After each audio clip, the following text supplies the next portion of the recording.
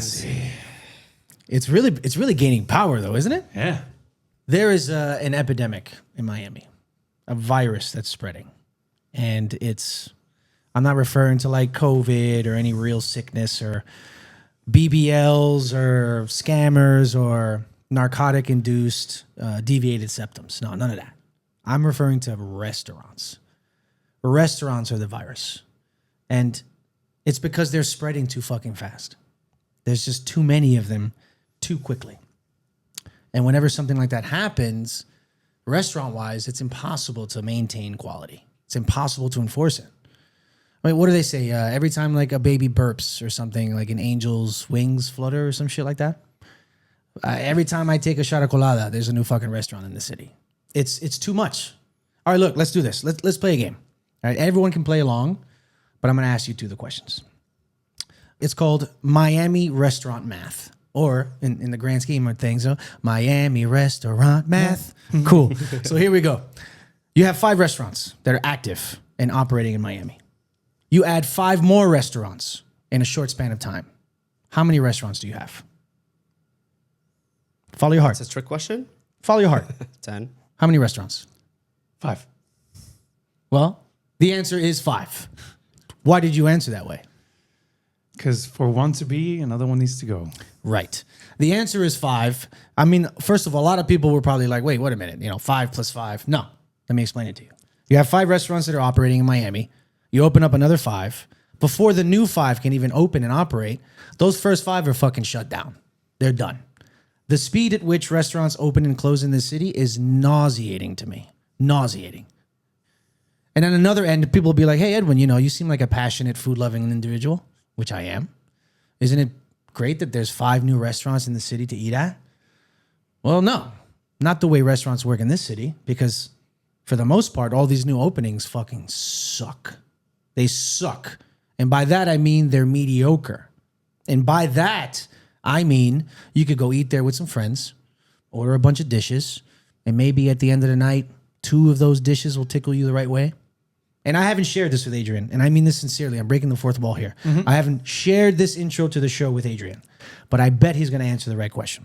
So that mediocre experience, you'll finish, you'll leave, and you'll say to yourself, this was good, but what do you say? I'm not coming back.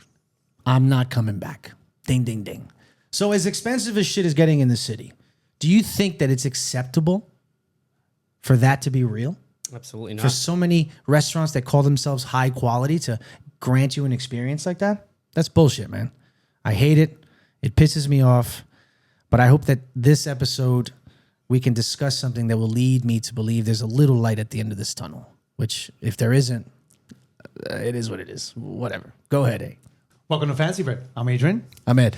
And today, this episode's a little different. It's not necessarily about us, but it's morely about you. About what do you like and what do you want? Because today, we have someone very interesting here. Chef Jimmy Chill is joining us today. A 29-year-old prodigy from Israel, only 3 years here in the United States, about to give it a shot, to open a restaurant for you, to perhaps do something to your taste buds or to your emotions, your sensations, for you to say, I'm not only going to check it out, but hopefully even come back. Let's discuss. Chef, thank you for joining us today. Thank you for having me, boys. Hi, my brother. Now, Chef, for those who don't know who you are, can you tell us who you are, where you're from, and 3 of your biggest victories in the culinary world in the order in which they happen? Okay, cool. Please. As you said, my name is Jimmy Chill. That's obviously not the name I was born with. I was born with the name of Jamal Halehel, which is a little bit more different. Right. But it all started with me wanting to be somebody else. And my neighbor, since I was a kid, was calling me Jimmy. So Jimmy always stuck with. And Chill was basically a short name that I took for my last name. And I actually grew the balls to change my name legally. Wow. About almost 2 years ago, I want to say. So Jimmy Chill is a stage name. Now it's real. Okay. Yeah, I was born and raised in Israel. I am part Lebanese, part Syrian. So Arab, born and raised in Israel, which is already conflict to steer away from politics, of course. That's a very complicated dish so far Yes. you're setting up there, sir. Please carry on. Exactly. Yeah. I'm going to jump in there and ask, go ahead. what was the one thing that sparked your interest in cooking that said, you know what, I think this is for me? Okay, so this question is always my favorite question because it brings me right back home. Growing up, we always had food.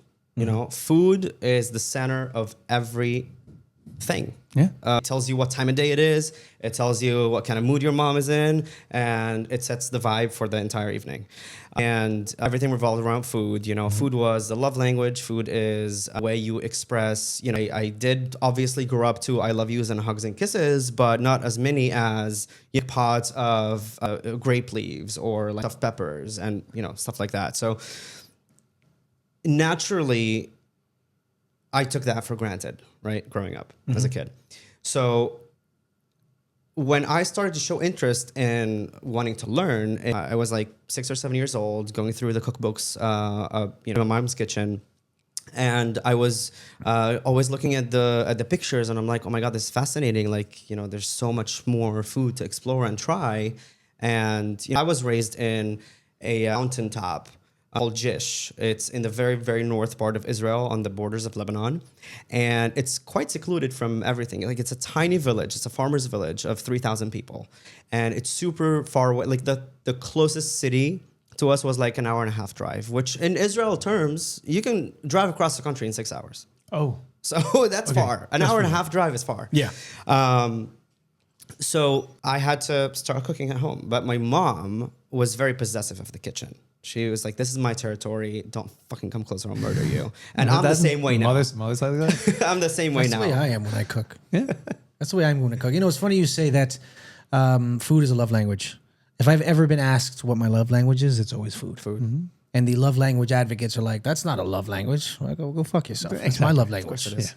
It is a love language, isn't it? We should petition for food to be a love language. 100%. How can it not be a love language? Oh, I mean, the reality is that was a book that was skyrocketed into popularity, and that is just the normal sense of what. Right, but it could be like it could be an amendment. I'm sure that. Don't you agree? It could be like an amendment. Food. Yes. I love food, man. Let's make it happen. I love food. There is nothing more romantic and loving than to cook somebody a warm meal. to like cook for someone. Yeah, to cook. So, yeah, exactly. What was your? Since that's kind of like where your love started for it, and then you said that your mother was the queen of that domain. How did you actually started cooking? Like what was your first experience as that? Did you study cooking or did you study cooking on your own? A little bit of both. Yeah. So my mom, when I was 10, went to the hospital to give birth to my youngest brother. Mr. Me stayed up all night at home because my dad took her. We had school the next day, me and my other brother. And I'm like, oh my God, there's nobody to guard the kitchen. There's no one to guard the kitchen. Yeah. I'm going in. Right. The first thing I ever made was a baklava at 4 a.m. as a 10-year-old. Nice. Like, opened the book. That was the first thing I was like, all right, I'm baking. How was it? It was... Be honest. Mediocre. You're 10 years old. Obviously, yeah. Mediocre. Yeah. I would have been surprised. Honey, too many nuts. You cut them terribly. Even the dough wasn't right. Like I would have been surprised. We didn't have phyllo dough. I don't even remember what kind of dough I put in. There was like a croissant frozen dough that we had. Don't ask questions. I would have been surprised if you had said it was good. No. But how did you feel about making it? I was like, yep, this is where I belong. Yeah. That's it. Yeah. And ever since, it was just, the mess that I made behind me in the kitchen was immaculate. So when my dad came in the morning to take a change of clothes from my mom, he was like, what the fuck happened in here? I'm like, I don't know. I don't cook.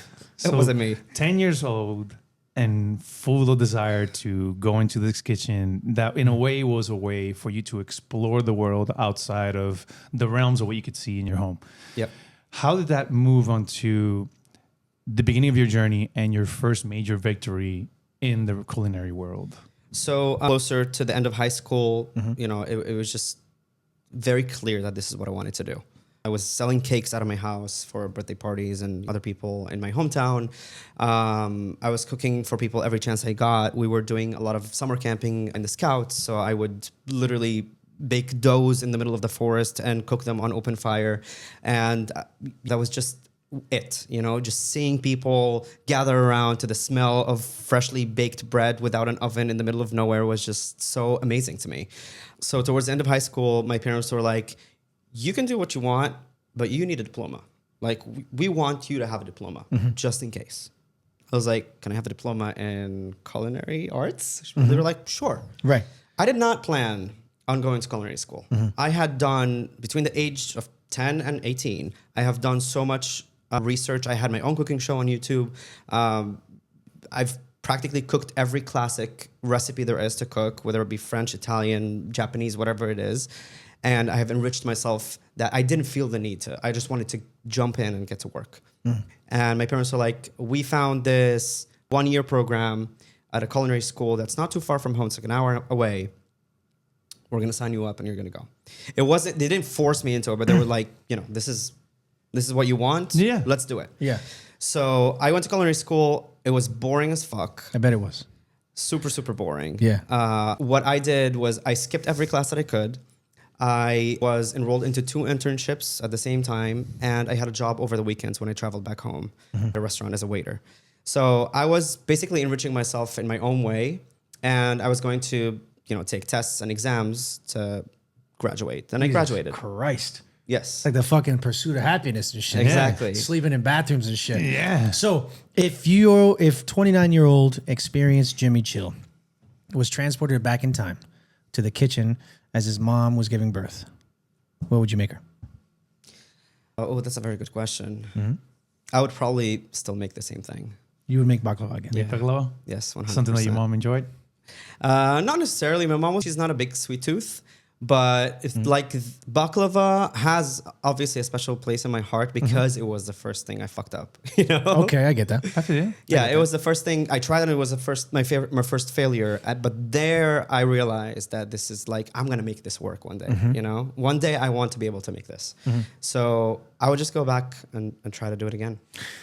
So what meal do you make for someone to show them that you care about them? Lentil soup. A soup? Lentil soup. Lentil soup. I love lentil soup, bro. Lentil soup. Lentil soup. Yeah, we're looking for good places It's to enjoy crazy lentil you soup. say that. I just realized. Because we have different places that we go for different lentil soups or lentil Okay. dishes because it's important for This guy's a the maniac, diet. bro, for lentil soup. So I look forward to What is it giving with that a lentils try. today? I just saw a video of Marco Pierre White making lentils with They cod are great and for mushrooms. Dude, producing lentils- iron in your blood.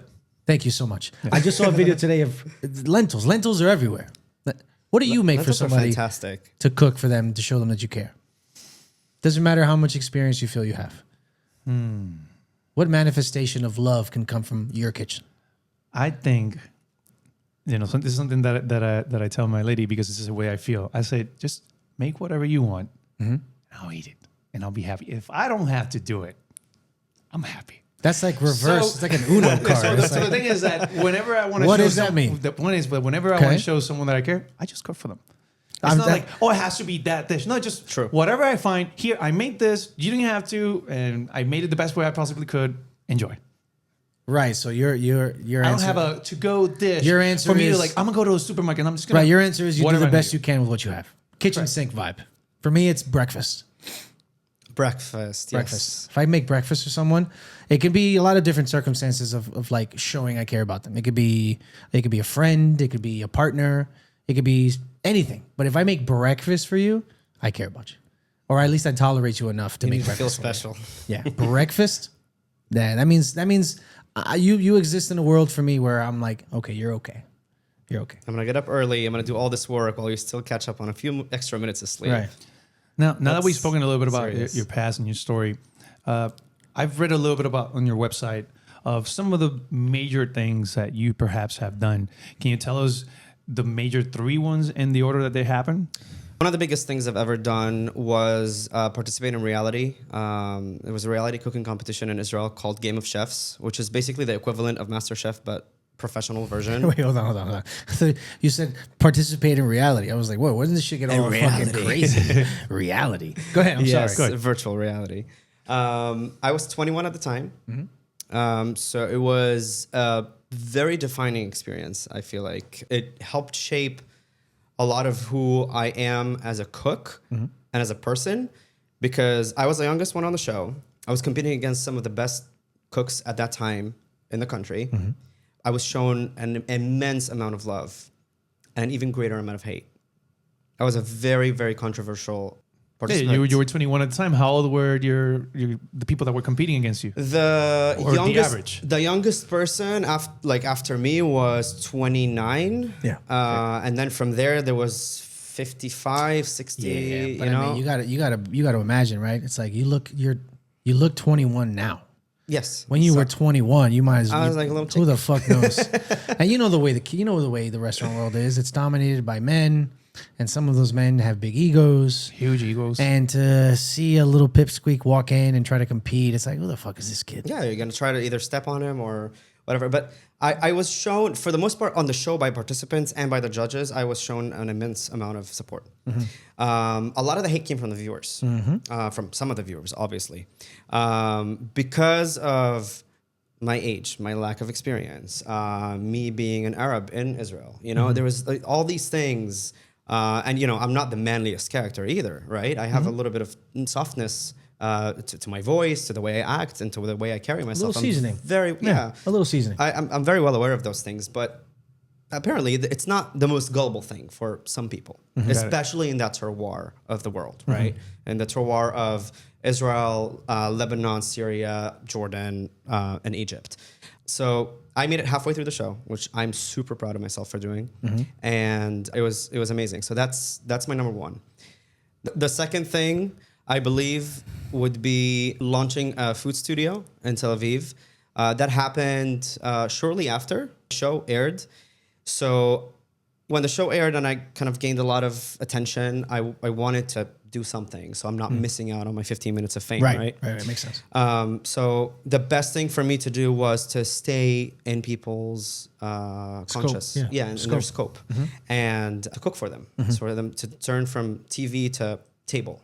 So I decided to partner up with another chef, and we launched a food studio. We called it the Food Studio. And we would have a very, very long table of 30 people, 30 chairs, where we'd invite, it's a ticketed dinner practically, would invite people to sit at a table with a bunch of strangers and enjoy dinner. That is not known ahead of time. There is no printed menu. There's a bunch of fermented things like on the walls and on the shelves and all that kind of stuff. It was like the wildest culinary fantasy anybody could have. We literally did so many different things. We even had a menu called Venus for that summer, that year, where we did a bunch of seafood and we went to the actual beach to get rocks to decorate plates, and it was just like the wildest stuff ever. Right. But it was a financial disaster. It's always a but. Financial disaster. Always a but. Obviously. You cannot do food at that kind of level of just like creative freedom and creative rebellion, I call it, without, and make money off of it. Like unless you're charging like $500-$600 per person, which it doesn't really equate. Yeah, you can't do it like 10 years It's a passion. ago. It was a passion project. Passion project, yes. But what that did to me, first of all, it introduced me to Tel Aviv as this young chef that's going crazy with his food and all that kind of stuff. And I, thanks to that, I managed to land a couple extra TV shows of my own that I did, and some other jobs as well as a sous chef. And that's when I kind of started my journey with Tom Aviv, who is the person that opened Branja here, which we'll get to at some point. Got it. So finally, that brought you to America. Yes. How was it arriving to America for the first time after living in this mountain in Israel, in the little, 1 hour and a half away from the nearest town, and coming to Miami? To Miami? Dude. How was that? I felt like I was in a movie, but it was a familiar movie because I'll tell you why. Since I was 4 years old, You can tell me you were a fan of Vice City all your life? No. But you're close. You're close. Go for it. I've been a gamer since I was 4 years old. That's when I got my first computer. Vice City, baby. That's where my English comes from, by the way. And I take pride of how my English, how good my English is. There you go. I fucked up the sentence, the one sentence. Yeah, right. I see that you have plenty of tattoos, and I see you have an Assassin's Creed on your neck. Yes, as a gamer. there you go. Do you have anything Miami Die Hard Vice on fan. you, sir? No. Coming soon, hopefully, maybe? Soon, maybe soon. When we're on our stripes? Yeah, I don't know if I have much more space here. I'll have to find a different spot for it. You spoke about things that you learn and struggle with, like the financial aspect of it. Did you or currently have any mentors that you follow in the cooking world? I've been lucky to have very impactful mentors across my career in the past. At the moment, I do have a semi-mentor, but he's not necessarily from the cooking world. He's more on the restaurateur side, which I feel like every chef needs a good restaurateur by them. If you're a good chef, you're a bad restaurateur, and if you're a good restaurateur, you're a bad chef. Because as a chef, and I say that about myself, as a chef, I'm always looking out for the best interest of the client, right, for the guest. I want the guest to have an amazing experience. So if I can get my hands on the most expensive fish there is, even though it's not feasibly, financially gonna make money. Yeah. Right, it's not gonna make money. You're not focusing on food I'll costs. do it. Exactly. Right. So that's what I feel like. And every creative, every rock star needs a good manager, right? It's the same thing. I've always struggled with this one saying, and it's that you can go faster on your own, but you will always reach farther with someone. 100%. And it's one of those things that it's hard because no one really pushes as hard as you push. And to find someone that has that drive, that desire, the time, the energy, the focus to do something even halfway as the person that's... It's passion. It's shared passion. It's shared passion and belief. You guys believe in each other and you push each other forward, and that's what drives you. That's the fuel. Do you have someone other than the mentor that is there for you, backing you up every step of the way, no matter what? I do have, obviously my family, they're super supportive, and some of my best friends back home. I do have a couple of really good friends here in Miami as well. It's not the easiest thing to make friends in Miami in general, because that is what it is. It's Miami. Yeah, nobody gives a in the shit about name. anybody here. Exactly. Miami's a lot of what can you do for me. But So, I did manage. what can I do for you? Right. Exactly. You said you've been here for 3 years? I've been here for 3 years, yeah. What are some of your favorite places to go eat? It's difficult because most of the places I enjoy to eat are not there anymore. I'm joking. Right. Do you have one that you want to share? I like Mignonette, for one. Love Mignonette. And I'll tell you why. It's simple, it's easygoing. You always know what you're going to get. Love Mignonette. It's consistent. And they have oysters. I was just going to say Oysters Casino. Dude, I oysters. love Seriously. the Clams Casino. Exactly. The Clams Casino Thank are you. fantastic. The mussels are amazing. Their smoked fish dip is nuts. Some people like the mussels hot. That's their preference. Yeah. I prefer them with the white butter sauce. Hell yes. It's just really, really cool place to go, man. Really, really cool place to go. 100%. Honestly. Have you been to Sonny's? I've been to Sonny's once. Do you like it? Yeah. I think it's a good experience. I liked Sonny's a lot more before it existed. When it was a pop-up. No. When they were doing the Jaguar Sun. Okay. The other, Yes. yeah, the other restaurants. I in the mean, group. you can't compare the two because it's technically different concepts. Right. Where they've taken direct menu items over. Exactly. Direct menu items. I mean, the people that work there as Yeah, well and everything. same I people. think Jaguar Sun was something that is, it was a hidden gem. Up until it wasn't hidden anymore, but they did something very right, and the demand for it was insane. I Right. personally used to finish my shifts at Branja once or twice a week and go for a drink there. Jaguar Sun was amazing. The cocktail program was insane, Yeah. and the bread rolls are the bread rolls, man. Yeah, the Parkinson house rolls. Parker house rolls. Now, Yes. given Really, that this really is the second time that you mentioned Branja, on the first episode that we recorded this season, Edwin and I spoke about restaurants that are no longer here that we miss. And in it, I share that Branja was a restaurant that I went for my birthday last year. And then also was able to go a couple more times to indulge into some of the items that I really very much enjoy. And unfortunately, it closed. And at that point, through the grapevine, we managed to bring one of the chefs here. Do you remember what I said? Because I don't. About what? The restaurant I regret that's closed. Oh no, you mentioned that it's not necessarily that it's close, but it was With True True Lux. Lux? Oh my Because they changed the recipe and they just Have you ever broke been your there? heart. You ever in the True Lux in Brickell? No. you're not missing out, man. Yeah, Cool. not anymore. It's not anymore. God, the awesome. bullet. Unfortunately, they had to make some managerial changes or monetary or recipe. At some point, someone made a Something Sucked, was decision. man. lost. Oh my And it was like And, night. It was night and day. And Night and unfortunately for him, it was just Night and day. like he would go there every week. Yeah, man. Religiously. My favorite place. That was like his favorite place in the world. Damn. Now he's I'm not- scattered around the earth Yeah. trying to find the next place for him It's to an enjoy. arrow to So the far, it's been heart. Sunny's, Ugh. but I don't know. I think he's still searching. I'm still Now, searching. Yeah. back to the Branja.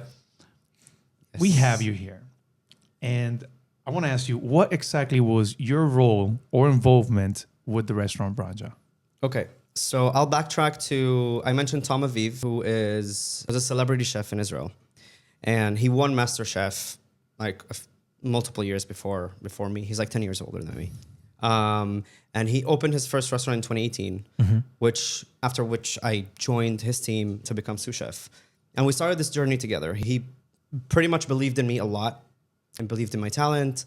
And something that was really cool is that he also gave me the stage, because a lot of times when two chefs get together, there's like this A lot of friction. yeah, a lot of friction and There's ego, man. There's a lot of ego. They're trying to compare sizes and stuff like that. So we coexisted is what I'm trying to say. Like him and I, we coexisted and we made really, really cool things together. It was a fantastic time for Tel Aviv before the pandemic. During the pandemic, we got the opportunity to open a restaurant in Morocco. So he was like, all right, it's time for you to step up. You're going to be head chef. We're going to fly to Morocco and we're going to open this restaurant. So I was in Morocco for 2 years. That's what we did. The restaurant still exists in Morocco. It's like an all-day bistro type thing. Yeah, what's it called? It's called Milk and Honey. Fantastic, beautiful restaurant, beautifully designed. Still open, still working. Still open, still working. I take a lot of pride in it. And investors that brought us from Israel. We were also the first Israelis to open a restaurant in Morocco, which that's another like little bat on the back. Feels good. Yeah, feels good, man. And from Morocco, after the pandemic started to die down a little bit, Tom has family here in Miami that have been established here for like 20 years or so. And they were like, hey, we've got this, space that we want to build a restaurant. So Branja was born. So Branja was born. And back to you, what were your particular responsibilities there? Because you mentioned that you coexisted in this space with the chef. Yes. Would you say that, were you creating dishes or were you more of a cook? Were you more on the financial side? What were your roles and responsibilities in that particular restaurant? Okay, so Branja, specifically, I was head chef. So I was practically responsible for, everything that had to do with food on the creative side and on the technical side as well. But because I am family with the owners of this place, I was also a lot involved in the identity of the concept and all of that kind of stuff, especially in the beginning, just to kind of, help it take shape. And So were you creating go menu ahead. items in that So I particular was place? creating, yes, I was creating, I want to say, I want to give a specific percentage, but I was creating a lot of the menu items So and the specials. can you say perhaps two things? What was the culinary vision of that particular restaurant? And can you mention at least a couple of dishes that you made yourself there? Oh, here we go. Of course. Here we go. I know where you're going with this. I've never eaten there, and I know where you're going with this. Go ahead, Jimmy. Please. Okay, so the culinary vision was to play on Israeli food, which, if you think about it, Israeli food doesn't really exist. It's a melting pot of a couple of multiple different cultures and cuisines, and it's brought together into this tiny country and exaggerated in a good way to pack very punch forward flavors and like very vibrant colors and freshness. So the idea was to really play on that with like and modernize some of the dishes and to kind of bring them to Miami as another city that is a melting pot. At that time, I didn't really understand how different it is from Israel. I mean, obviously it is very different, but in terms of like culture. We'll go in that. So what were some of those dishes that you came up with? The tuk-tuk kebab was probably one of the first dishes I created for Branja. And it was one of those dishes that you just nail it on the first go. Because oftentimes, if you know it or not, when you're creating food, you have to, it's about creating anything, you have to revise and remake. There's a lot of R&D, yeah. Exactly. So kebab was a nail on the head since the day one. What was it? I've never eaten there, so describe So it to it was me. a very coarsely chopped meat, almost like ground, but cut by knife. We introduced into it a lot of ginger, lemongrass, basil, all these Thai flavors. Seasoned them with coriander and anise seeds, and finished them off with tamarind glaze. And then the kebab itself, the skewer per se, was a stick of lemongrass. So we wrapped the kebab around it and then, cooked it and just to kind of give it aroma. And then, the waiter would come to the table, would lay it down, would slide the kebab off. Nice. And it was a whole show. And then you get the aroma of the lemongrass, and it's a whole thing. What were some of the other ones that you just like threw out there just for Why some? don't you just ask him, bro? Hey, go for it. No, I will. Ask him what you want. Okay. Okay. I want to see what he has to bring. Here we go.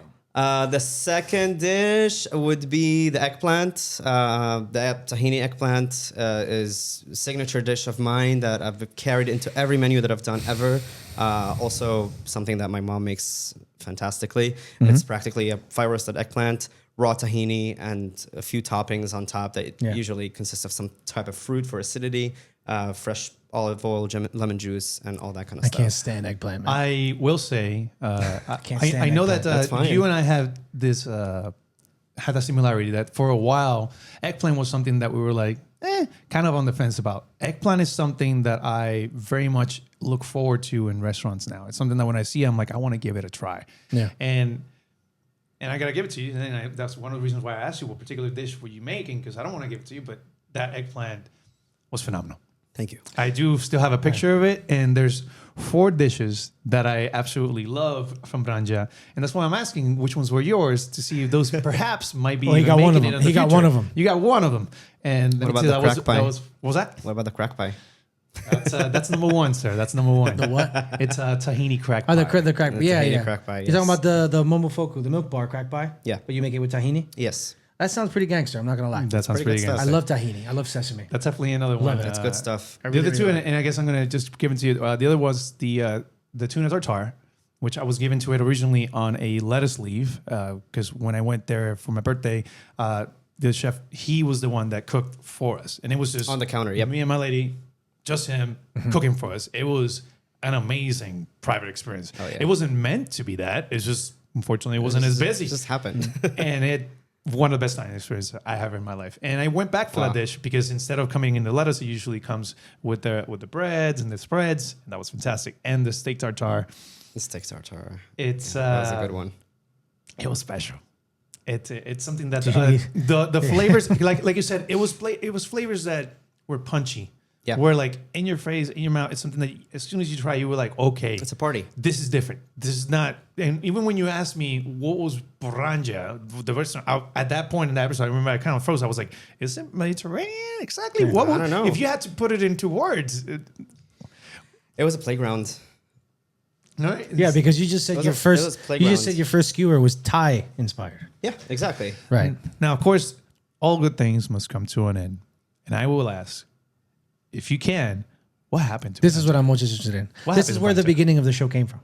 That's if true. it didn't make sense. Yep. The beginning of the show came happened to- what happened to Branja? Why did it close? It was Right. delicious. It was pretty.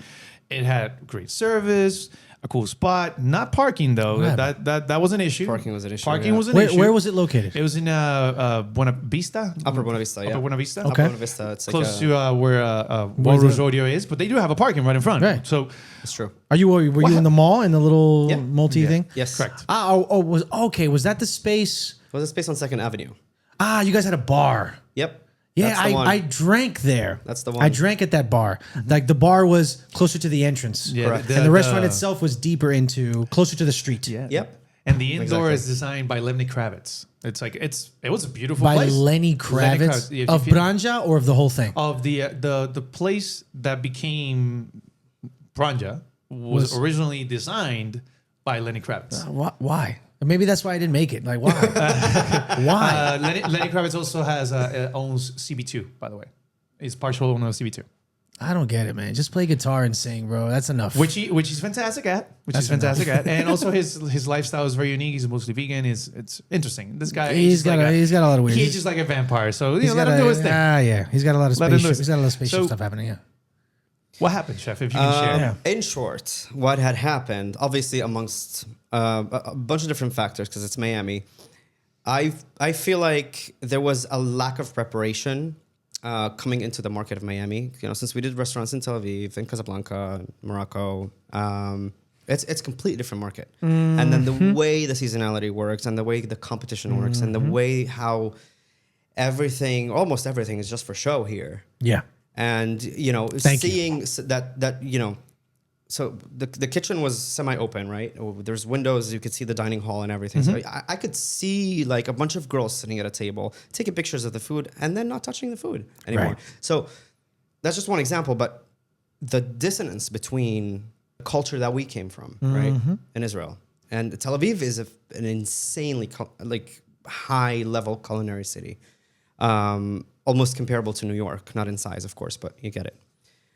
So the lack of preparation to come into the market, and then the shock that came with, you know, the first low season or the first Mother's Day, or these things. Nobody tells you that. It's hyper seasonal. It's like it's a given, right? But we're foreigners. We have no idea. We came. I landed in the States, moved into Miami. Before I signed the lease of my first apartment, Branja was already open. Okay. So we opened Branja a month after I landed here. So it was just like, you know, constantly going, and you guys know how restaurants are. So I would say that was the main part. It was the misconception of what people want, what works, what doesn't work, you know, what's financially feasible. The value of the dollar. Don't forget about different currencies in different countries. Like numbers are numbers, but then the value, it takes you a minute to kind of understand what the value of the dollar, what the value of a euro, what the value of the Moroccan dirham is. So I want to say that was the biggest factor. We had a banger of a first year, and then after the first year, we started, you know, we freaked out a little bit, you know, after going into the slow season, and we're like, oh, maybe people are not coming because we need to change this and we need to change that. So a lot of changes started to uprise, and that led into inconsistency. Why, you know, your favorite restaurant you mentioned in Brickell, was, rest in peace. It's kind of the same thing. We started to I mean, it's still there. Yeah, no, but but it's dead to us. There you go. We started to fuck around with fundamental things that people loved at Branja, and without realizing that that's a mistake. That's what people came back for. So the people, that regulars, the locals, we kind of started to lose them as well. Yeah, I swear to God, if you took that crack pie Exactly. out, Yeah. I'll be done. I almost feel like you made a good point, and it's funny the way that aligns with what a lot of the major issues are with the culinary world in Miami. Is that I almost feel like for a restaurant to work in Miami, it has to work in Miami, but it most likely won't work anywhere else. Okay.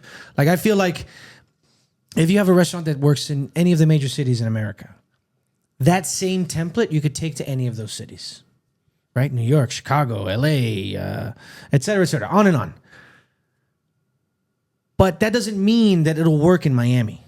And vice versa. If it works in Miami, it doesn't mean it'll work anywhere else. True. Like what you're discussing right now about the girls taking pictures, we just did an episode on that called Fun Dining. Like fun dining is a thing in Miami. Yeah. And the same person who we had on our show, who was the head of R&D for a fun dining centered restaurant, was like, we tried to open in Chicago, which is a major food city in America, and it didn't work. Yeah. And he didn't have to tell us why it didn't work. We knew why it didn't work. Because Chicago's not a kind of town where you can pull the veal over people's eyes and serve them shit. Whether it's shit or not is irrelevant. People are like, okay, like this They is find on value in different things. This is on fire and there's smoke everywhere. Where the fuck is my steak? Right? Where's my lobster? Where's my fish? And I feel like that's just not at the top of the chart in terms of priorities in Miami. 100%. So what I was going to ask you was to go back a second. When you first opened, yes, you said you had a banger year, and I'm so happy to hear that. But did you feel any backlash about that adjustment? Because let me tell you, when Brad Kilgore opened Alter, he said in an eater category, in an eater interview, he said, and I'm paraphrasing, he said, I had to dumb my menu down. Yeah. Because people just did not understand it. Yeah. They didn't get it. This is not one of the major cities I grew up in. This is not a major city where I learned how to cook or where I travel to. Miami is just a different city. And it sucks because he's such a beast. He's a talented guy. In my humble experience, my favorite dining experience ever in Miami since I've been here was Alter. I went to Alter. And It was I went there twice, amazing. and it was incredible. It's unfortunate that every time he opens another restaurant, I go and I visit it. It's fantastic, Right. and again, it shuts down because people don't get it. They just don't understand it. Yep. And it's a constant trend of how exactly do we tell Miami, hey, there's more than just that. Right. There's more than just fire. There's more than just Who glow. are you There's more gonna than just a tell? pretty place. People are changing. Miami doesn't have like the percentage of people that are staying in Miami year long Yeah. Well, maybe that goes into enough to make your restaurant, be alive, stay alive. Right. Well, that is takes us, irrelevant. You know. Well, funny because that's going to take us into our third topic today. Mm-hmm. Because you are here to tell us about a pop-up that you're going to be opening by yourself, correct? Why now? You know, why? Since Again, yeah. this is everything that you learn has amalgamated. Is that what you? Is that the way you use? No. Everything I mean, the comes together- combination of the combination. Yeah. What's that? yes, Amalgamate. it's an amalgamation. And see, I got. Amalgamation. There But- you go. Nailed it. So it's an amalgamation of everything that you learned so far. Why you got to use the complicated words? Why can't you just say it's a combination of? I'm trying to improve my lexicon, sir. You know what I mean? Listen, if you're not trying to improve, you're staying behind, baby. Come on. So Right Okay. on. All right. now that you talk about all these things that you see of Miami and you understand of Miami now, then why open up a pop-up? Why open up a little restaurant here? Right. Miami? What are you going to do different? What is exactly? How do you after that Lesson.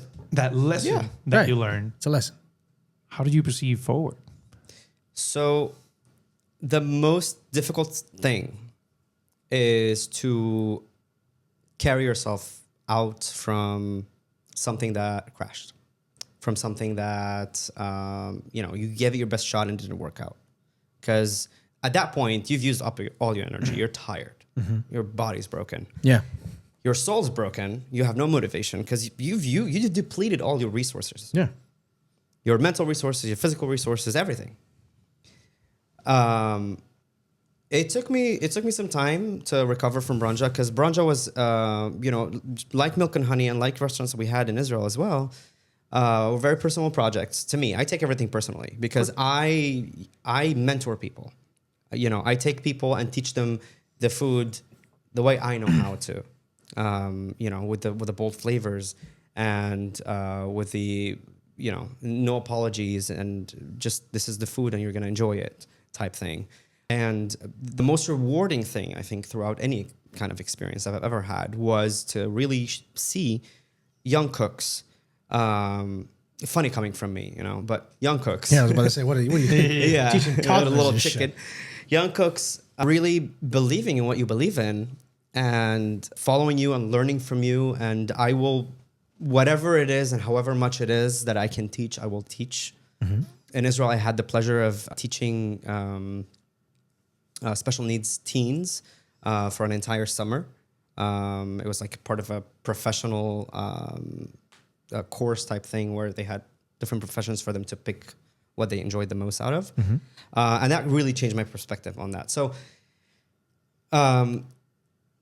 coming back to present day, nowadays I feel like I'm ready to stand by myself without a partner, without a mentor, without, a second half, I guess.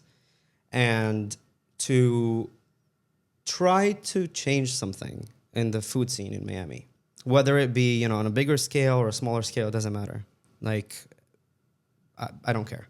I'm not doing something that's extravagant.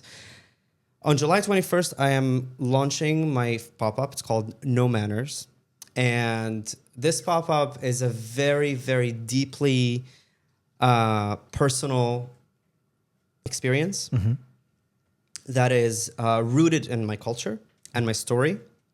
And there's not going to be a printed menu. You're going to receive a story, a little story to read before your meal. A meal that will be split into 4 different acts, and each act will be a part of the story, of the bigger story. But the entire idea, apart from my personal story and the food itself and all that kind of stuff, and the food, I'm not putting a label on it either. It's going to be global food, but the first menu is going to be Arab and Thai. Like that's going to be the fusion, but it's easygoing. I'm inviting people to savor food and digest conversations and to just be, take your food etiquette and leave it outside the restaurant. I don't care about where, I don't want you to ask yourself, oh, where am I supposed to put this fork? Where am I supposed to use this knife? All that kind of stuff. I don't fucking care. Just come, eat food, enjoy yourself, have a nice glass of wine, a really nice locally brewed beer, and enjoy your time with some other people. Whether it be friends or family or loved ones or whatever. And that's what food should be about. That's what a restaurant experience should be about. It should not be about, oh, let me be busy with my tripod and trying to, take a bunch of different pictures or whatever it is. That's not the vibe. So No Manners is inviting people to really just forget about the new age manners of restaurantism and going out to a restaurant and going back to the roots when people actually enjoy to dine out.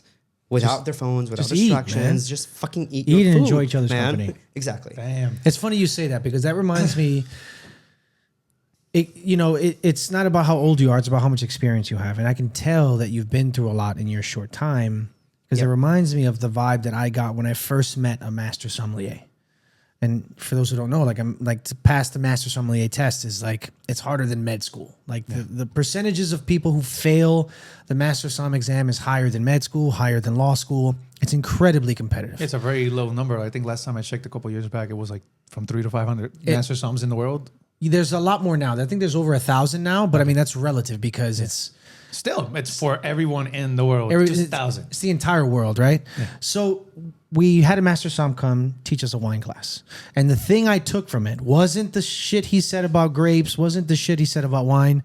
I mean, me and my bratty young face, I only took the first message he said. He said, and mind you, since that day, I've never met anyone as prestigious in the world of wine who was more casual about wine. And what he said was, guys, he had a glass of wine in his hand. He was swirling it. He was like, it doesn't matter about information. I know so much shit about wine. My head is exploding. I don't really care. The only thing that matters is who you're drinking this wine with and what you're eating it with, which is to say, what's important is not where your fork is, not what's coming next, not where you are. It's about who you're with. Just enjoy the food and just fucking eat, man. Exactly. Be present. I like that a lot. Be present and enjoy it. It doesn't have to be an extravagant restaurant design and all these names and all that stuff. Where's it being held? So this is going to be held in Wabi Sabi on 79th Street. Wabi Sabi is also rebranding to Midori 79 on that very week. You know what's hilarious? What's up? I fucking love Wabi Sabi. And if you're telling me that Wabi Sabi is going to close now and become something else. No, it's not closing. They're just closing. So they're just going to host you. Perfect. Yes, exactly. But that's the thing. That's the thing about Miami, though. The thing about Miami is we've said this on another show where if you really like a restaurant, you have to go to it for supporting it financially, but just mainly for the fact that in Miami, you never know when that restaurant's going to close. That's true. So you got to go and enjoy it. You never fucking know. We're gamers here. So when I was going to open the show, I was going to open it with another thing. Okay. And the reason I didn't was because I thought it was too esoteric. Do you need that one?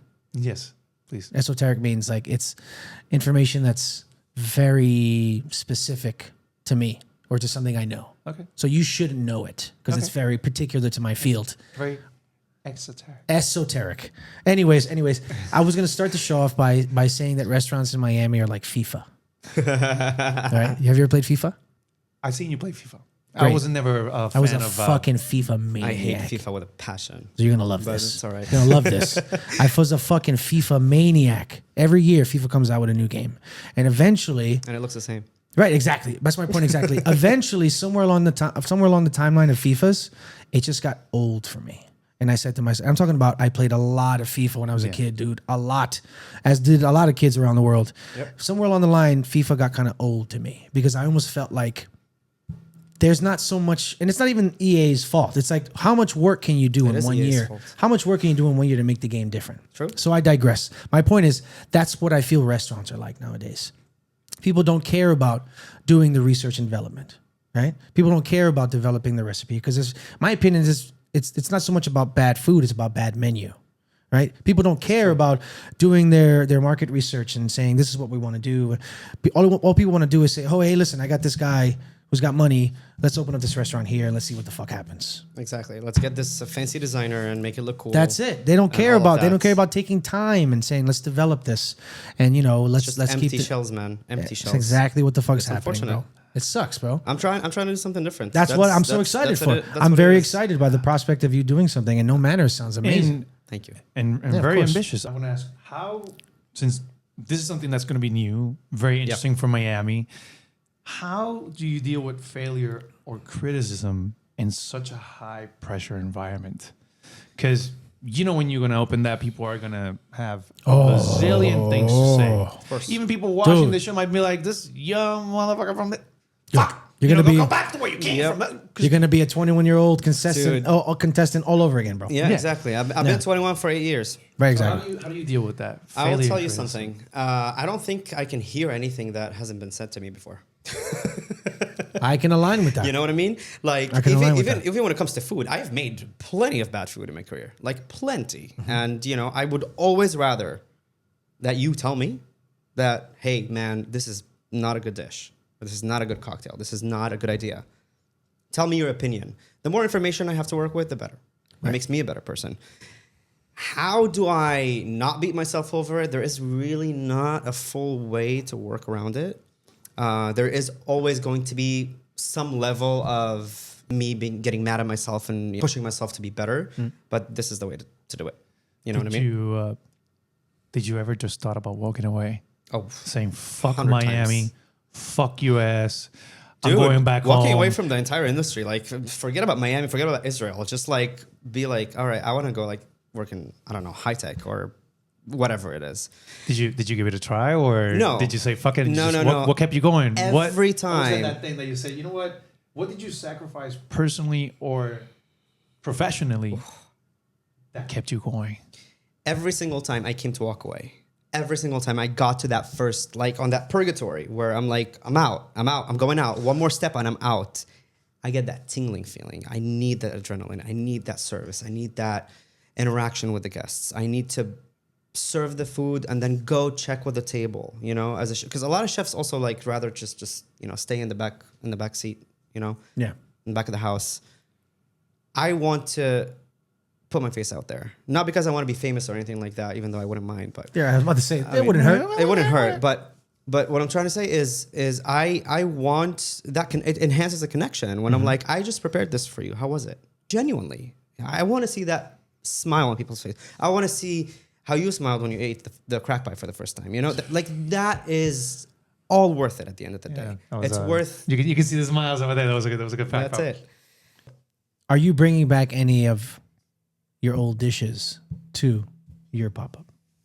Can you fetch the pie from the fridge, please? I felt like he had something in there for you.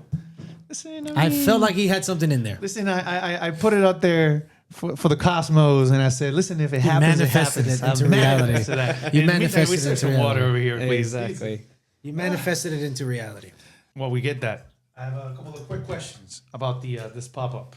Yes. You said, where is it? It's on the Wabi Sabi, Wabi on Sabi. 79th 79th. Street.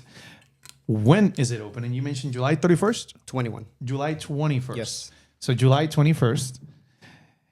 And then what is it? You mentioned that it's going to be, when it opens, at least going to be an Arab and Thai story-driven 4-course menu experience. Yes. How are you dealing with allergies and dietary restrictions? Can accommodate except for vegans. Can accommodate except for vegans. In the beginning, at least. All right. And Yeah. you mentioned that you're going solo on this. No one is supporting on this. No. No. At this moment, no partner. No marketer. nobody. Yeah. I have verbal support from my family and friends back home, and obviously my friends here in Miami. But I'm doing everything, including literally the branding, from designing the actual logo to building the webpage to doing the photo shoot at my own house to creating the menu, the food cost, hiring the people, paying the people, doing the marketing, public relations, Yeah. reservations. What What else? I feel you That's it. exactly on everything that you're saying. Yes. It's a lot of work, It's a lot of work. but we do it because we love it, we enjoy it, and in a way, we want you to have that too. We want you to be able to experience what, with all this love and energy, we're doing for you. And hopefully it'll help you appreciate things a little bit better. Right? Now, back to that question we said, what dishes are going to be making a comeback? And you said, we have a little thing here. Yeah. Let's grab some of those plates, please. Let's see. I'm gonna have to Look move at you, this out of the that way so I can. look at that beautiful assistant we got. cut that open. Maybe not hear it. Oh fuck. Yeah, boy. That shit looks. Can you paint it to the camera real quick so that they can see what we got going on? We got what is this? We'll remove the plastic so it doesn't shine. You know exactly what it is, dude. Oh, I know. But for those who are home, I'm so this excited. This is my infamous tahini pie, which is practically like a sugar pie. Yeah. But with tahini. This is chaotic, Yeah. bro. This is the way This is food so should much be. Chaos. Exactly. No manners here. Chaos, baby. Welcome to the chaos kitchen. To No Manners Kitchen. To No Manners Kitchen. So, and while you're opening that up, Yeah. you mentioned how people no manners, and you're like, oh, forget about the fine dining manners, etc. So, let's be clear: we don't want people standing on the boots or coming in with inappropriate clothes. What are some No, of the, definitely what are not some of the rules inappropriate. behind no manners? Definitely not inappropriate. You know, as long as you're not violating anybody's space or just being or whatever, you're good to go. You know, if you want to come in pajamas, I'm completely fine with that. What about service animals? Service animals. What does that mean? Exactly. Explain it to the people. That's a whole thing. That's a whole episode right there. Miami has this thing. It's just real quick. Miami has this thing where they want to go everywhere with their dogs, and they turn actual their animals. dogs. No, what did you think? I like people? Oh, No, service animals. so they Service actually turn industry their animals. animals, especially their dogs, into a service That's a good name animal for a bar. by just probably downloading some file online and paying some fee, and now your dog, which is no service dog and doesn't know how to behave Hasn't been in a public trained. environment. Now it's in a 300, 500, 600 dinner next to you, just not being a good boy. It's like it's like the handicap tags. Correct. Everyone's got a handicap tag in Miami. Everybody's got a handicap tag, That's true. and I mean, are they really? Right. I mean, mentally maybe, but it's always the fucking 26-year-old Russian, wife who gets out of her G-Wagon and in fucking Lululemon bodysuit and who parks in the handicap spot and prances out of the car. Like, There get is the fuck nothing out more of Miami here, than bro. that. With her There's little nothing. purse dog that Get for some the reason is her fuck outta emotionally here, man. Anyway, that's a topic for another day. All right, get your plates, boys. Crack pie, here we go. Yes, baby. I'm so excited. Please, before he bursts. There you go. Look at that. Nice cut, by the way. Thank you. Very Yeah, nice. Heard that before. Oh, there we go. Thank you. I'm sure Nailed that it. people will start to compliment your knife skills in the table. You know what I love? This is the Look first at time. this young guy. I don't even know how to cut pie. Multi-talented. I told you I do everything on my own. It's the first time we've ever eaten on this show. Seriously? Yes, and I'm very excited for That's this. ridiculous, guys. This is What the fantastic. fuck? We should do this more often. I'm excited. I started working on this recipe when I was in Morocco. It took me about 2 weeks to kind of like perfect the ratio between all the butter and the sugar and the tahini. Because the idea, I'm not a sweets person.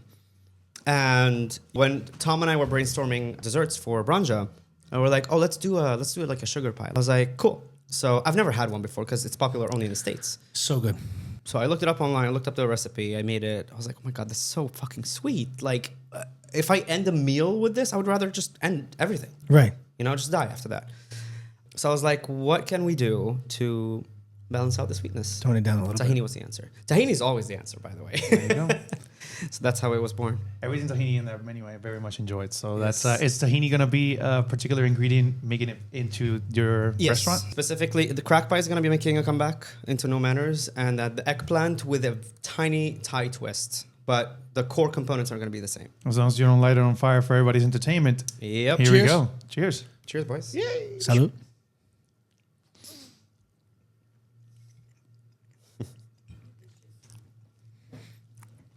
Thank you. As good as I remember.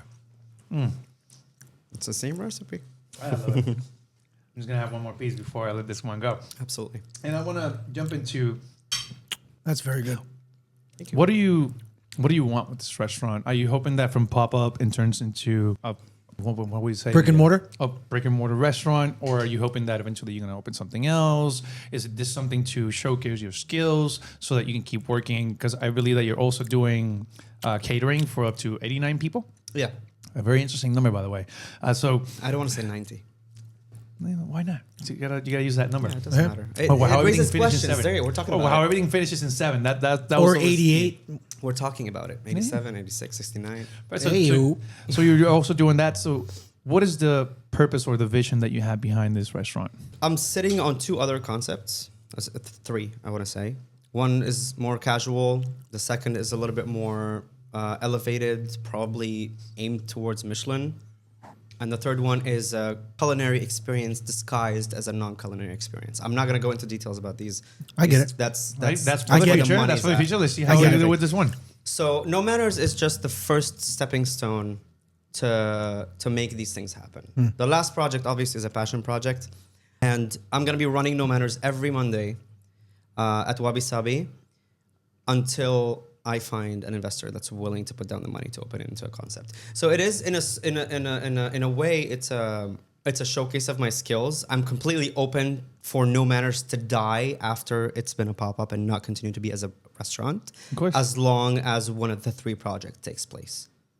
Okay. So, It's a showcase. we're doing this showcase and find Exactly. that partner. It's a showcase for finding a partner, a business partner, but it's also a showcase for people to recognize what I do in Miami, for people to know who I am. Because I feel ready to put myself out there and to let the people know, like, hey, I feel ready. This is what I can do. I feel ready. Good. I'm glad you are. Do you want to revisit that question Which one? that we asked him? Which one? The movie? Oh, yes. So I'm ready. I think he's ready. You know, you go ahead. You want to answer? No, it's your question. Okay. So if you were to pick an actor or a role from a movie that best describes your career as a chef or where you stand now, which one would that be? It's not necessarily a movie. It's a series. House. Are you House? Yeah. You feel like you're Dr. House? Yes. In what way? I find For a those lot. who haven't seen House. I deeply connect with House because first I love that show. That's like my favorite show of all time. Got it. But the reason I like that show so much is House as a character has an insane and genius character development across the series. But some of the things that don't change within House is that he is deeply sensitive. He doesn't show it necessarily. Okay. But what he, bottom line, what he really cares about is the truth, right? He cares about the truth and treating the root. He doesn't treat the symptoms, or he doesn't, go after making people feel nice or whatever. He's there to solve the problem, to solve the real problem. It's not because you're feeling sad because you have cancer. I'm gonna treat your cancer. I'm not gonna make you feel good. That's the approach behind House. The way it reflects to me is I focus on the food. I don't care about anything else. I don't care about anything that's around. I want to, make food that will make you feel a certain type of way. And that's what's more important to me. That's the bottom line. That's why I'm not afraid to season food with a lot of spices and a lot of different flavors. And when you eat them, you're like, oh my God, so much flavor. As opposed to, for example, trying to Americanize things. I understand. Right? Mm-hmm. So that's, I guess, on a more surface level answers the question. I get that. So I'll finish with this one. How do you want people... Oh, sorry. What about you? What's up? What character are you? Yeah. Oh, I mentioned this one to you a while back, and it's from the movie A Knight's Tale. The character that... Have you seen A Knight's Tale? Mm-mm. The Knight's Tale is a movie with Heath Ledger and some other guys who you might not know. But one of them is like his herald. Okay. Right? So in the jousting times, there was always somebody who announced the night. Yeah. Greeted the crowd and announced the night. And I'm not that young. Right. Made this like grandiose thing, like, oh, the night, etc. So that did that was actually historically somebody named Geoffrey Chaucer, who's like an author who wrote the Canterbury Tales. I don't want to get too geeky, but anyways, he was like very good at it. Very, very good at it. So that's apparently who Adrian. Yeah, or how I see my journey, because in a way, when he started, he sucked. You know, and in order to be great, you must first be a little shit. No, he never sucked. Yes, he did. No, he didn't. At the beginning, he just didn't quite get the crowd. He wasn't quite. He was just in the dirt. Yeah, But he was always good. true. We'll fight later. Check it out. I recently saw the movie and true. Whatever. Although he was a very educated person, he did discover that talent and reformed it as he go. He grew with it and he started telling his stories a little bit more comfortably and adding a lot more pizzazz. And to the end, he was just so comfortable in that position. So I see myself in my journey. What was your favorite line that he said? Oof. I will try my best to do that in a little bit. Just wait for that. All right. Oh my God! What did Yes. I stumble on here? Hey, careful what you wish for. Now, I don't know if you have a lot more questions. I want to close it with. Would you like to hear who I am in a movie? Oh, Wow. please. Would you please share, sir? It might change, but right now I feel like John McClane in Die Hard with a Vengeance. Oh. That's what I feel like in my life That's a right good now. one. That's how I feel in my life. You mind explaining why? Yeah, just wearing a shaggy fucking wife beater, roaming the city with Samuel L. Jackson. Bombs might be going off. I gotta fucking get there in time. I gotta cut a wire. I gotta drive a cab through fucking Central Park. I gotta do everything. I gotta go crazy. So am I Sam Jackson? You're Sam Jackson? I guess you are. I guess in this instance, you're Samuel L. Jackson. Yeah. Well, I mean, I guess Zeus. Your name is Zeus. You see, and in mine, which one would you be, sir? I'd be the knight, motherfucker. Probably be the knight. I'm See, Heath Ledger, nice. baby. You know what? I mean, hey, I'm Sam Jackson, baby. I'm Heath Ledger, don't, baby. Don't fuck with Sam Jackson. Not in the looks department, but in the character department. I don't know a great line from that movie that he made. You know, I just always Samuel L. remember. Jackson? I just always remember the no motherfucking stakes on this motherfucking plate. That was not that movie. I know. I think that was Die Hard as well. It's the same thing. Yeah. Chef, I want to finish it with this question. What would you like your guest to feel when they eat your food? I want you, as my guest, to feel like you just got a hug through the food, or something that like warms you up and invokes some sort of memory, but not necessarily a memory that's yours. I want you to feel my memories. That's what I ultimately want. I mean, it's art. Yeah. That's what people feel when they see art. 100%. Yeah, 100%. Yeah, good food is art. That's what it is. Yeah. Gentlemen, last call. I'm good to go, sir. There's not much to say apart from no matter, it's July 21st. Keep your eyes out. I'm excited. Excited for that. So Jimmy, Super excited. thank you so much for joining us today. Thanks for joining it's us, a man. Thank you pleasure. for having me, guys. Really. And best of wishes Thank to you and your new endeavor. Thank you. Thank you. Let's drop the check. There you have it, folks. On one side, we have this young, inspiring, heartwarming chef who, through his cuisine, he just wants you to relax, enjoy yourself, and feel embraced by his history and the things that he's done so far, from perhaps trying this delicious crack pie or maybe even his latest version to that delicious baklava that he once destroyed as a child. On the other side is you, Miami, a town where it's all about ass and crack, and perhaps not even in that same order. Well, perhaps it's time that you show up. On July 21st, his pop-up is gonna open. Every Monday, a story to tell, a food to enjoy, senses to discover. Now it's up to you. Are you gonna check it out? Or will it be left in the dust like so many other restaurants in Miami? One thing's for sure, I'm showing up for crack pie. Will you? Thank you for listening. Take care, everybody. Don't forget to like, share, subscribe.